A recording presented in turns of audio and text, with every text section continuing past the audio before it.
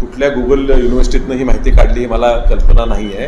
त्यांनी आमच्या लोकसभेत सुद्धा आम्ही असे एखादं स्टेटमेंट केलं तर त्याला सबस्टॅन्शिएट करायला पुरावे देत असतो.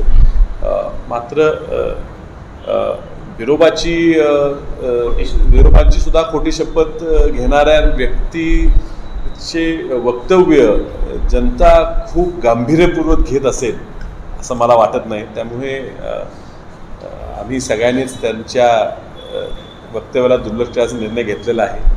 वसंतदादांचं ह्या जिल्ह्यात काय योगदान आहे हे मी नातू म्हणून सांगणं चुकीचं होईल. जनतेला माहीत आहे आणि म्हणून एवढं वर्ष दादांचं नाव टिकून आहे आणि म्हणून एवढं वर्ष आज आम्हालाही लोक मत देतात. तुम्हाला लोकसभेला पाठिंबा? हे बघा, मी ह्याबद्दल खूप स्पष्ट आहे. आयुक्त हे IAS ऑफिसर आहेत. आपल्या महापालिकेला कित्येक वर्ष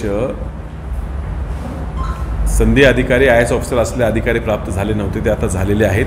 अपेक्षा हीच आहे की खालच्यापासून वरच्या स्तरापर्यंत कुठल्याही प्रकारचा भ्रष्टाचार झाला नाही पाहिजे, त्याला आवाका आणला पाहिजे. जर खालच्या स्तरावर भ्रष्टाचार कमी झाल्याचे रिपोर्ट येतात, मात्र आता वरच्या पातळीवर भ्रष्टाचार सुरू असल्याच्या तक्रारी आहेत.